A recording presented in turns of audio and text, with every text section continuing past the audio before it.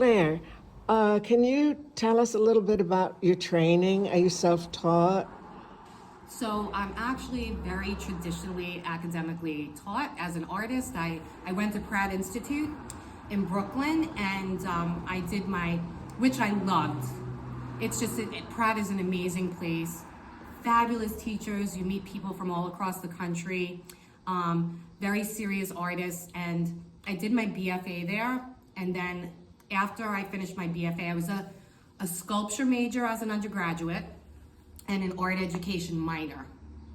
And then after I graduated, I went right into my MFA, and I stayed at Pratt and I did my master's degree there.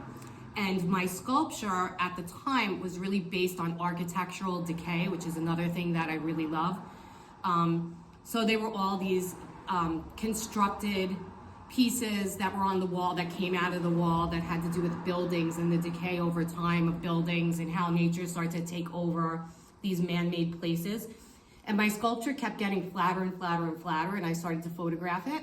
And then for my master's, I became a printmaker. So I started making prints of these sculptures that I would create, but they weren't permanent. So I would only set them up to photograph them, and then I'd make a series of prints from these temporary sculptures that I created, which kind of went back to that whole idea of architectural decay and deconstruction, because they would be around for only a certain amount of time.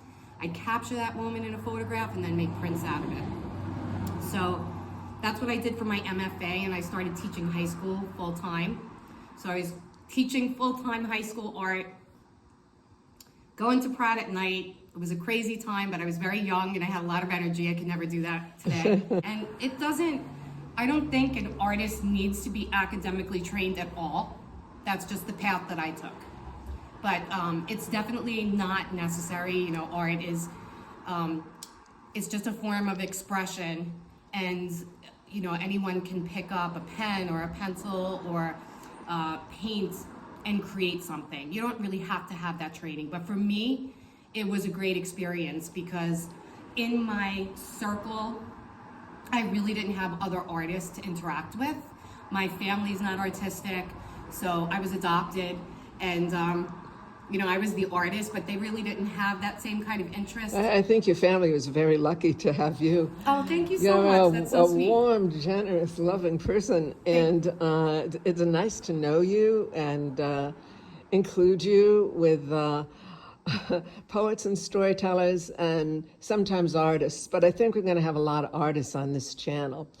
I just wanted to ask you, you said that you don't think artists need to be classically trained. You think anybody can pick up a paintbrush or a pencil and they're artists? Well, I think that being an art teacher and teaching for so many years, which I love, I love my high school students, I think that being an artist is more about learning how to see in a certain way.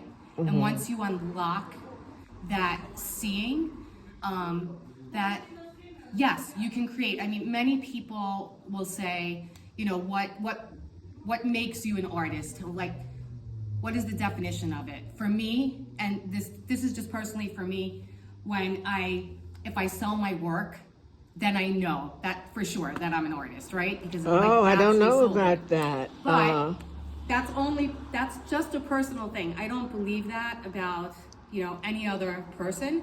My students, they don't think that they're artists, but showing them different ways of seeing it, I've seen it happen over and over again. It unlocks this creativity that we all have within us. So you teach people how to see. That's what, yes. So how would you do that? Suppose a member of our audience that's watching would like to learn how to see. What would you say to them? So one of the things that is a great tool and reference that I've used for over 20 years with students is some of the techniques in Betty Edwards' book, Drawing on the Right Side of the Brain. I have that book. It's a great book, yeah. It's wonderful. And I think that, you know, being a right brain person and thinking and seeing creatively is a theory, right? It's not proven, but it's a theory I subscribe to because I've seen it over and over again just in my classroom experience. kind of unlock this ability in students. So I think that's a great place to start, where when we learn how to speak when we're little kids, we start to think in symbols and we like abstract things. Little babies don't have that, right? They just see the world in terms of shapes, lines, and colors, and they interact with it. And then when we learn communication, it kind of takes away from that. And little kids are so free. They draw a picture. They don't care what it looks like. They know that it's amazing. They show it to you. They say, look at this unicorn that I drew. It could look nothing like a unicorn, but they just have that freedom and that love for expression. And we kind of lose that as we get older. Right, I think so. So those techniques in those books kind of help us get that childlike seeing back again, which is so connected to how an artist sees. Were you, as a child in a family that wasn't artistic, were you always drawing? Yes. So I just grew up always drawing. I mean, like I was known as the artist. It's just something. You were the artist in your family from an early age? And yes. Was your family supportive? So my family was supportive, although I don't think they really, especially in my college years when I was doing some really experimental things, necessarily understood what I was doing, but they kind of just let me do it. I love the simplicity of the graphite.